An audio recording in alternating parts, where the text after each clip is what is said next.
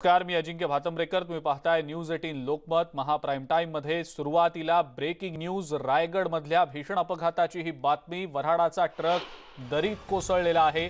300 फूट खोल दरीत हा ट्रक कोसळलाय. भीषण असा हा अपघात रायगड मध्ये झालेला आहे. महाडची रेस्क्यू टीम रवाना झालेली आहे. पोलादपूर जवळ ही घटना घडलेली आहे. कुडपण धनगरवाडी जवळ हा अपघात झालाय. या अपघातात 5 जणांचा मृत्यू झाल्याची आत्ताची अपडेट आहे. 300 फूट खोल दरीत हा ट्रक कोसळलेला होता. पावसामुळे निसरड्या रस्त्यावर हा अपघात झाल्याची प्राथमिक माहिती समोर येते. अधिक माहिती या संदर्भातली आपण जाणून घेणार आहोत. मोहन जाधव आपले प्रतिनिधी आपल्या सोबत आहेत सध्या फोन लाईन वरनं. मोहन, काय नेमकी सध्याची अपडेट? ही ट्रक जी आहे ती 300 फुटावर कोसळलेली आहे. पूर्ण पोलादपूर जे दुर्गम भाग आहे कुडपण त्या ठिकाणी धनगर समाजाचं लग्न लावून त्या ट्रकमध्ये परत येत असताना रिमझिम पाऊस पडत होता आणि ट्रकचा त्या ड्रायव्हरचा अंदाज आला नाही म्हणून ही 300 फूट दरीत ट्रक कोसळली. त्यातले 50 ते 55 त्या ठिकाणी त्या ट्रकमध्ये लोक होते. आतापर्यंत 34 जणांना बाहेर काढलेले आहेत. त्यातले 15 जण ग्रामीण रुग्णालयात पोलादपूर येथे दाखल केलेले आहे. 8 जण जे आहेत ते गंभीर जखमी आहेत. त्यांना मुंबई येथे हॉस्पिटलला हलवलेलं आहे. त्या ठिकाणी पोलीस यंत्रणा आणि आता शासकीय यंत्रणा त्या ठिकाणी पोहोचली आहे. त्या ठिकाणी लाईट आणि रेंज कमी असल्यामुळे थोडासा अडथळा येतोय. लाईटीचा अडथळा येतोय म्हणून रेस्क्यू टीम तिथे आता काम करते आणि 3 ते 4 रेस्क्यू टीम त्या ठिकाणी पोहोचले आहेत. पोलीस पोहोचलेले आहेत आणि सगळ्यातले जास्तीत जास्त त्या ट्रकमध्ये लोकांना बाहेर काढण्यात आता यश येते. आतापर्यंत 34 जणांचं कळते. अंदाज येते की 34 जणांना जखमी झालेले आहेत. त्यातले 8 जण गंभीर जखमी आहेत. सकाळपर्यंत हा रेस्क्यू टीम त्या ठिकाणी चालेल आणि लाईटीची व्यवस्था नसल्यामुळे हा उशीर झालेला आहे त्या लोकांना बाहेर काढण्यात आणि दरी असल्यामुळे हा रेस्क्यू टीमला थोडा अडथळा येते आणि सकाळपर्यंत असं रायगडचे निधी चौधरी सकाळपर्यंत त्या ठिकाणी सगळे जखमी त्यात पूर्ण काढून ते ट्रक आणि त्या ठिकाणी आता अँब्युलन्स आणि जेसीपी आणि पोकलेन त्या ठिकाणी पोहोचलेले आहेत. त्या ठिकाणी सगळ्या लोकांना बाहेर काढण्यात यश येते.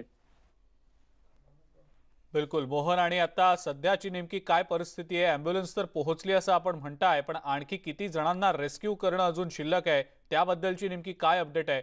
आणि रेस्क्यू करणाऱ्या टीम्स खालपर्यंत व्यवस्थित पोहोचल्या आहेत का? नेमके आतापर्यंतचे गंभीर जे जखमी आहेत त्यांची संख्या 8 सांगितली जाते. त्यांच्या प्रकृतीविषयी नेमकी सध्या काय माहिती मिळते? त्या ठिकाणी 7 ते 8 अँब्युलन्स पोहोचले आहेत. महाड ते पोलादपूर मधले सगळे अँब्युलन्स त्या ठिकाणी पोहोचले. 34 जणांना काढण्यात आलेलं आहे. 34 जणांना पूर्ण बाहेर काढलेले आहेत. त्यातले 15 जणांना ग्रामीण रुग्णालयात दाखल केलेले आहेत. त्यातले 8 जण गंभीर जखमी आहेत. पूर्ण डोक्याला, हाताला, पायाला लागलेला आहे. त्यांची पूर्ण गंभीर जखमी झालेले आहेत. त्यांना मुंबईत हलवलेलं आहे आणि काही जे लोक आहेत त्यांच्या ग्रामीण रुग्णालयात उपचार सुरू आहेत. महाड ग्रामीण रुग्णालयात उपचार सुरू आहेत आणि काही वेळात पूर्ण ज्या लोकांना आहे त्यात काढण्यात येईल. पूर्ण दरी 300 फूट दरी असल्यामुळे काही रेस्क्यू टीमला अडथळा येते. 3 ते 4 रेस्क्यू टीम त्या ठिकाणी पोहोचले आहेत. 4 ते 5 तास लागतील पूर्ण लोकांना काढण्यात यश येईल असं तिथले अधिकारी बोलतायत. त्या ठिकाणी स्थानिक लोक पण पोहोचलेले आहेत. स्थानिक आमदार पण पोहोचलेले आहेत. पण हे लोक अजून किती आहेत, त्यात किती दगावलेत अजूनही अंदाज कळत नाहीये. पण 3 जे मृतदेह आहेत त्यांना पोलादपूर ग्रामीण रुग्णालयात आणलेलं आहे. बिलकुल. आणि ही वऱ्हाडाचा हा सगळा ट्रक होता आणि वऱ्हाडाच्या या ट्रकमध्ये जवळपास 40 ते 50 लोक अंदाजे होते असं सुरुवातीला सांगितलं गेलं होतं. एकूण किती लोक होते? गावातनं काही माहिती या संदर्भातली मिळालेली आहे का? गावकऱ्यांनी काय नेमकी माहिती दिली या संदर्भात? प्राथमिक माहिती जी मिळाली होती त्यानुसार पावसामुळे रस्ता निसरडा झाला आणि त्यानंतर हा अपघात घडला असं समजलं होतं. मोहन, त्याबद्दल काय सांगता येईल? कालपासून रायगड जिल्ह्यात रिमझिम पाऊस पडतोय. काल पोलादपूरमध्ये खूप पाऊस पडला होता आणि आज दुपारपासून त्या कुडपण भागात पाऊस पडते. रिमझिम पाऊस पडत होता आणि या कुडपण म्हणजे पोलादपूर तालुक्यात जे गाव आहेत ते छोटे छोटे गाव आहेत, दुर्गम भाग आहे आणि छोटे छोटे रस्ते आहेत. या ट्रकच्या ड्रायव्हरला अंदाज आला नाही, गाडी स्लिप झाली. पूर्ण त्या खोल दरीत 300 फूट तो ट्रक कोसळला. काही कुणाच्या लक्षात आलं नाही, कारण का त्या ठिकाणी वाहनं रहदारी पण कमी असते. काही 6:30 वाजता लोकांना कळालं की इथे ट्रक गेलेला आहे. त्या ठिकाणी आजूबाजूचे लोक त्या ठिकाणी पोहोचले, पण बाहेर काढता आलं नाही, कारण का 300 फूट दरीत ट्रक कोसळलेला होता. आणि महाडची रेस्क्यू टीम त्या ठिकाणी पोहोचली आणि काही लोकांना बाहेर काढले. आता Mameshwar rescue team, Khed rescue team अशा 4 ते 5 रेस्क्यू टीम त्या ठिकाणी पोहोचलेल्या आहे. 8 ते 10 अँब्युलन्स त्या ठिकाणी पोहोचलेल्या आहेत. 34 जण गंभीर आहेत, 34 जणांना जखमी झालेले आहेत असा अंदाज कळतोय आणि 8 जण गंभीर जखमी आहेत. त्यांना डोक्याला वगैरे खूप दुखापत झालेले आहेत आणि त्यांना आता मुंबईत 8 जणांना हलवलेलं आहे. बिलकुल मोहन, धन्यवाद. सविस्तर माहिती आपण दिली त्याबद्दल. या संदर्भातले अपडेट्स आपण वेळोवेळेला जाणून घेणारच आहोत. आजची जी दुर्घटना घडलेली आहे ती कोल्हापूर तालुक्यातील कुडपण या गावामध्ये सातारा हद्दीजवळ जे लग्न होतं त्या लग्नासाठी खेड तालुक्यातून आलेली लोक होती. साधारण 50 लोक त्या टेम्पोमध्ये होती. त्याचा टेम्पो दरीमध्ये कोसळलेला आहे. त्यामुळे या सगळ्या प्रवाशांना बाहेर काढण्यात आलेलं आहे सध्या. त्याच्यामध्ये 2 मयत आहेत आणि 40 ते 45 लोक जखमी आहेत. त्यांना रुग्णालयामध्ये पुढच्या उपचारांसाठी हलवण्यात आलेलं आहे. मी पोलादपूरहून येत होतो, तर इथं अचानकच ॲक्सिडेंट बघितलं 6 वाजता घडलेलं. आणि 6 वाजता घडलेलं तर ती माणसं आहेत खवटीचे आणि आले होते कोंडोशीमध्ये, सातारा जिल्ह्यामध्ये लग्नाचं वराट घेऊन. जातेवेळी त्यांचं 6 वाजता इथे ॲक्सिडेंट झालं. मी आलो आणि डायरेक्ट ते माणसांना मदत करायला सुरुवात केली. ॲक्सिडेंट माणसं जी मयत वगैरे झालेली, जखमी झालेली लोकांना काढायसाठी. पुढची बातमी बघूया. मुख्यमंत्री उद्धव ठाकरे यांनी औरंगाबादच्या नामांतरावरून काँग्रेसला स्पष्ट शब्दात ठणकावलेला आहे. संभाजीनगर असा ट्विटर हँडलमध्ये उल्लेख केला, तर त्यात नवीन काय आहे असा सवाल करतानाच औरंगजेब हा सेक्युलर नव्हता. आघाडीच्या अजेंड्यात सेक्युलर हा शब्द असून त्यात औरंगजेब बसत नाही अशा शब्दात मुख्यमंत्री उद्धव ठाकरे यांनी काँग्रेसला फटकारलाय. तुमच्या ट्विटर हँडलवर औरंगाबादचा संभाजीनगर असा उल्लेख करण्यात आलाय, त्यावर काँग्रेसनं आक्षेप घेतला. त्याबद्दल तुमचं काय मत आहे असा सवाल मुख्यमंत्र्यांना प्रसारमाध्यमांनी विचारला होता आणि त्या प्रश्नाचं उत्तर देताना उद्धव ठाकरेंनी औरंगजेब हा सेक्युलर नव्हता असं स्पष्टपणे सांगितलंय. तर 2 दिवसांपूर्वी नावामध्ये अधिकृत बदल नसतानाही मुख्यमंत्र्यांच्या ट्विटमध्ये संभाजीनगर असा उल्लेख करण्यात आलेला होता. त्यामध्ये काँग्रेस मंत्र्यांचा फोटोही वापरण्यात आलेला होता आणि त्यानंतर काल पुन्हा एकदा मुख्यमंत्र्यांच्या ट्विटर हँडलवरून पुन्हा एकदा संभाजीनगर असा उल्लेख झाला. यावेळेला या नामांतराला असणाऱ्या काँग्रेसच्या विरोधाला केराची टोपली दाखवण्यात आलेली होती. नवीन काय केले मी? नवीन काय केले? जे वर्षानुवर्ष बोलत आलेले जे स्वतः शिवसेना प्रमुखांनी तेच केले आणि तेच मी करणार. पण काँग्रेस एनसीपीचे नेते असे म्हणतात की महाविकास आघाडीचा हा अजेंडा नाही. एक गोष्ट अशी, औरंगजेब काय सेक्युलर नव्हता, त्याच्यामुळे आमच्या अजेंडामध्ये सेक्युलर हा जो शब्द आहे त्याच्यात औरंगजेब बसत नाही. दरम्यान आपल्या भाषणामध्ये 1988 साली हिंदू हृदय सम्राट बाळासाहेब ठाकरे यांनी नेमकं काय म्हटलं होतं ते देखील पाहूया. त्याने असे आव्हान दिलं होतं औरंगाबाद म्हणजे आता आम्ही त्याचं संभाजीनगर नाव ठेवलेलं आहे. ज्या औरंगजेबाने संभाजी रायाचे डोळे काढले, त्याचे हाल हाल केले, त्याचा राजकीय सूड, ऐतिहासिक सूड म्हणून आम्ही औरंगाबादेला संभाजीनगर नाव ठेवलेलं आहे. आम्ही सुरुवात केली, सरकारला ते मान्य असो वा नसो. शिवसेनेचे खासदार संजय राऊत यांनीही संभाजीनगरसाठी आक्रमक भूमिका घेतलेली आहे. पाहुयात संजय राऊत यांनी व्यक्त केलेली प्रतिक्रिया नेमकी काय ते. म्हणजे कारण नितीश कुमारांनी त्या औरंगाबादचं मी नामांतर करणार नाही बिहारमधलं अशी स्पष्ट भूमिका घेतली. पण आमच्या मुख्यमंत्र्यांनी तशी भूमिका कधीच घेतली नाही. आम्हाला संभाजीनगर करायचं. समान कार्यक्रमावरच प्रत्येक वेळेला राज्य चालतं. समान कार्यक्रम हा अन्न, वस्त्र, निवारा, शिक्षण, विकास या संदर्भातला असतो. याचा अर्थ रोजच्या रोज ज्या घडणाऱ्या गोष्टी आहेत राज्यामध्ये, लोकांच्या भावना आहेत, त्याच्यावर निर्णय घ्यायचा नाही असं काय समान कार्यक्रमात कुठले लिहिलेलं नाहीये. समान कार्यक्रम हा राज्य चालवण्यासाठी आहे, सरकार चालवण्यासाठी आहे. पुढची महत्त्वाची बातमी बघूया. पाकिस्तानचा दहशतवादी झकीउर रहमान लखवी याला लाहोर कोर्टानं 15 वर्ष कारावासाची शिक्षा सुनावलेली आहे. लाहोरच्या अँटी टेररिझम कोर्टानं हा निकाल दिलेला आहे. 26/11च्या दहशतवादी हल्ल्यातला लखवी हा प्रमुख आरोपी आहे. 2019 पासून तो जामिनावर होता. टेरर फंडिंग प्रकरणामध्ये त्यालाही शिक्षा सुनावण्यात आलेली असली तरी जोपर्यंत 26/11च्या खटल्यात त्याला शिक्षा होत नाही तोपर्यंत समाधान नाही, असं स्पष्ट मत विशेष सरकारी वकील उज्ज्वल निकम यांनी व्यक्त केलंय. आंतरराष्ट्रीय दबाव असल्यानं नाईलाजानं पाकिस्तान ही कारवाई करत असल्याचा आरोपही उज्ज्वल निकम यांनी केलाय. पाकिस्तान जर बघितलं तर पाकिस्तानने आतापर्यंत हाफिज सईदला अटकही केली नाही, जो या 26/11च्या दहशतवादी कृत्याच्या मागे खरा मुख्य सूत्रधार आणि त्याचा लेफ्टनंट म्हणजे लष्कर तोयबाचा ऑपरेशनल कमांडर हा झकीर रहमान लागली. झकीर रहमानच्या विरुद्ध पुरावा दाखल केले नाही म्हणून त्याला जामीन सुटलं. आम्ही अनेक वेळा पाकिस्तानला सांगितलं तुम्ही त्याच्या विरुद्ध अपील करा, अपील केलं नाही. डेव्हिड हेडलीचा आम्ही जो पुरावा घेतला झकीर रहमान लक्कीच्या विरुद्ध हाफिज सईद, तो पाकिस्तानने न्यायालयात सादर केला नाही. डेव्हिड हेडलीची साक्ष पाकिस्तान घेत नाही. म्हणजे पाकिस्तानला या आजही दहशतवाद्यांना भारताच्या विरुद्ध सतत दहशतवादासाठी प्रोत्साहन द्यायचं ही गोष्ट तेवढी स्पष्ट आहे. आणि म्हणून मला आज या निकालाने मी काही प्रमाणात समाधानी आहे. परंतु जोपर्यंत पाकिस्तान सरकार या झकीर रहमान लक्की हाफिज सईदला 26/11च्या खटल्यामध्ये आरोपी करत नाहीत, जोपर्यंत त्यांच्या विरुद्ध पुरावे देत नाहीत, जोपर्यंत त्यांच्या विरुद्ध फाशीची शिक्षा होऊ शकते. लक्षात घ्या, कटानुसार ज्यांनी हे कृत्य केलं त्या अजमल अमीर कसाबला आपण फासावर पाठवलं, पण कट करणारे हे पडद्यामागे असतात. राज्यामध्ये पुढचे 2 दिवस विजांच्या कडकडाटासह पावसाचा अंदाज वर्तवण्यात आलेला आहे आणि त्यामुळे पुढचे 48 तास शेतकऱ्यांसाठी डोकेदुखीचे ठरणारे असू शकतात. कोकण आणि मध्य महाराष्ट्रासह विजांच्या कडकडाटासह पाऊस पडणार आहे. ठाणे, रायगड, रत्नागिरी आणि सिंधुदुर्गात पावसाचा अंदाज हवामान खात्यानं वर्तवलेला आहे.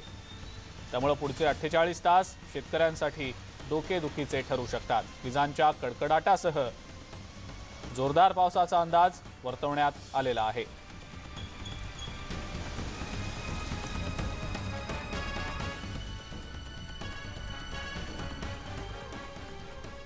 मुंबईमध्ये देखील अजूनही ढगाळ वातावरण कायम आहे आणि या वातावरणाचा आरोग्य आणि पिकांवर मोठा परिणाम होऊ शकतो. हिवाळ्यात निर्माण झालेल्या या अशा पावसाळी वातावरणामुळे पिकांचं मोठं नुकसान होणार आहे. जानेवारी ते फेब्रुवारीमध्ये की आपल्याला स्मॉगी वेदर दिसतं, धुरक दिवस असतो, त्याच्यातला हा एक म्हणता येईल. आणि विजिबिलिटी डाऊन होण्याचं कारण म्हणजे आपल्याला सूर्यप्रकाशच कमी येतोय. त्याच्यामुळे जे वाऱ्यामध्ये धुळीचे कण आहेत आणि हवेची आर्द्रता याच्यामुळे ते जमिनी सलगच राहत आहेत, त्याच्यामुळे हा तयार झालेला. आणि हे अजून 2 दिवस तरी राहील. आणि म्हणजे ज्यांना श्वसनाचा त्रास आहे त्यांना थोडंसं अजून काळजी घेणं गरजेचं आहे. सोबतच या वातावरणामुळे पिकांवर पण सुद्धा परिणाम होतोय. पुढची बातमी बघूया. अभिनेत्री कंगना रनौत आणि तिची बहीण रंगोली चंदेल या दोघींनी त्यांचा जबाब वांद्रे पोलीस स्टेशनमध्ये नोंदवलेला आहे. पोलीस स्टेशनमध्ये येताना कंगनानं तिच्या चाहत्यांना हात हलवून अभिवादनही केलं. तर 2 तासाच्या चौकशीनंतर बाहेर पडताना कंगनानं चाहत्यांना फ्लाइंग किस करून तिचा स्वॅग दाखवून दिला. पोलिसांनी केलेल्या चौकशीत आक्षेपार्ह ट्विट केलेलं नसल्याचा कंगनानं दावा केलाय. अभिनेत्री कंगना रनौत भोपाळमध्ये पोहोचलेली आहे. मुंबईहून कंगना थेट भोपाळला पोहोचलेली आहे. धाकड सिनेमाच्या शूटिंगसाठी ती भोपाळला गेल्याचं समोर येत आहे. धाकडचं भोपाळसह मध्य प्रदेशमधल्या पंचमढी आणि बैतूल इथं देखील शूटिंग होत आहे. कंगनानं हाय सिक्युरिटीच्या राजा भोज विमानतळावर तिला स्पॉट केलं गेलेलं आहे.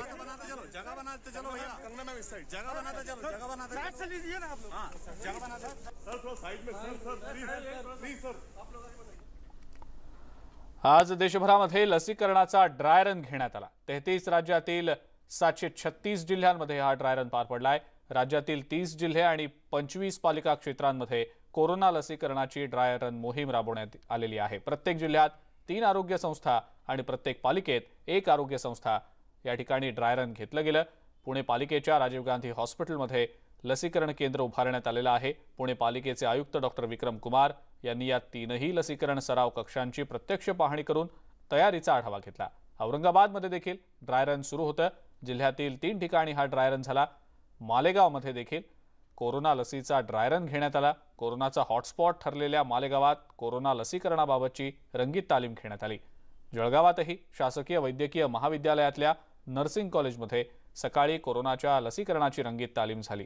कोरोनाचा हा प्रकोप थांबवण्यासाठी आज राज्यभरात ड्राय रन पार पडलं।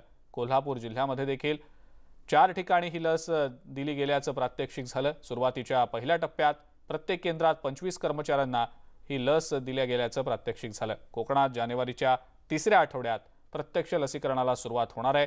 शासनाच्या निर्देशानुसार टप्प्याटप्प्यानं लसीकरण पार पाडलं जाणार आहे आणि त्यानुसार सिंधुदुर्गातही आज या ड्राय रनची प्रात्यक्षिकं केली गेली।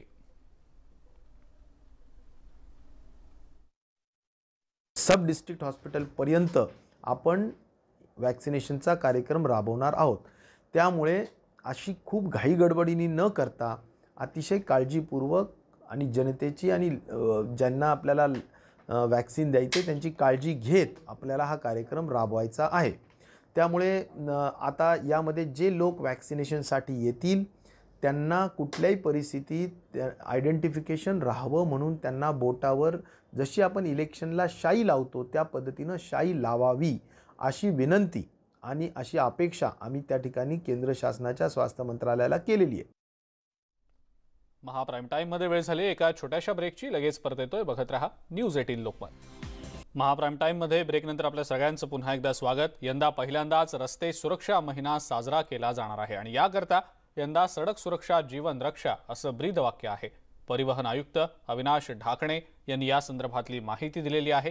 राज्यात वर्षाला 13,000 अपघात होतात आणि हे टाळण्यासाठी आपण प्रत्येकानं चांगल्या सवयी लावणं गरजेचं असल्याचं त्यांनी म्हटलेलं आहे। त्याच्यामध्ये आणखी एक म्हणजे आमचा विचार आहे की आणखी रोड सेफ्टीच्या दृष्टिकोनातून ते तर निर्भया योजना जी आहे त्याच्यानुसार फक्त पॅनिक बटन पॅसेंजर व्हेकल जे आहेत त्याच्यामध्ये होतं। आपण गुड्स व्हेकलमध्ये सुद्धा त्या करावं की जेणेकरून रोडवर जे खराब गाडी चालवतात किंवा लेन कटिंग होतात किंवा ओव्हर स्पीडिंग करतात ते हे आपल्याला त्या VLTS सिस्टमवरून लक्षात येईल। मुंबईच्या कांदिवलीमधल्या गणेशनगर भागात चोरी करण्यासाठी आलेल्या 2 तरुणांना मारहाण करत त्यांचं मुंडण करत भिंड काढण्यात आलेली आहे। या घटनेचा व्हिडिओ सोशल मीडियावर व्हायरल करण्यात आलाय। कांदिवली पोलिसांनी हा व्हिडिओ बघून 15 जणांवर कारवाई करण्याचे आदेश दिलेले आहेत। वरिष्ठ पोलीस अधिकाऱ्यांनी या प्रकरणी अधिक चौकशीचे आदेश दिले। पोलीस स्टेशनमध्ये एक घटना असं घडलं आहे की ज्यामध्ये 2 व्यक्ती यांना 8-9 लोकांनी मिळून त्यांच्या राहत्या घरातून त्यांना उचलून नेऊन त्यांच्या गाडीवर बसून दुसऱ्या ठिकाणी घेऊन जाऊन त्यांना मारहाण करून शिवीगाळ करून त्यांच्या व्हिडिओ तयार करून सोशल मीडियामध्ये व्हायरल केलेल्या अशा घटना समोर आलेल्या। यामध्ये कलम 307, 365 रायटिंगचे संबंधित कलम IPCचे आणि IT ॲक्टचे संबंधित कलमाखाली गुन्हा दाखल झालेला आहे। मुंबईमध्ये स्टंटबाजांचा मोठा उच्छाद बघायला मिळतोय। विक्रोळी पार्क साईट इथल्या सावरकर मार्गावर करण्यात आलेल्या स्टंटबाजीचा एक व्हिडिओ व्हायरल झालाय। स्टंटबाजीच्या या व्हिडिओमध्ये 2 बाईकस्वार भरधाव बाईकवर उभं राहण्याचा प्रयत्न करतात। त्याच दरम्यान एका तरुणाचा तोल जातो आणि तो खाली पडतो। सुदैवानं मागे वाहन नसल्यानं त्याचा जीव वाचतो। हा व्हिडिओ नेमका केव्हाचा आहे आणि हा तरुण कोण आहे याचा सध्या शोध सुरू आहे। विक्रोळी पार्कसाईट पोलिसांनी पथक तयार केलं असून या सगळ्या स्टंटबाजांचा शोध घेतला जातोय।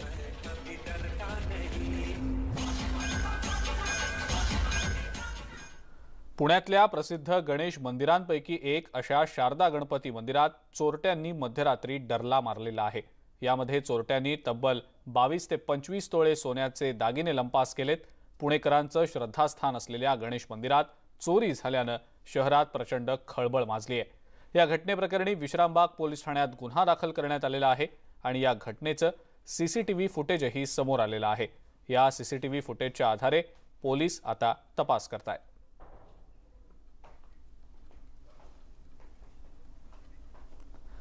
आणि या सगळ्या महत्त्वाच्या बातम्यांसोबतच महाप्राईम टाइम मध्ये वेळ झालेली आहे। आता इथंच थांबण्याची आणि ताज्या बातम्या आणि अपडेट्ससाठी बघत रहा फक्त न्यूज 18 लोकमत।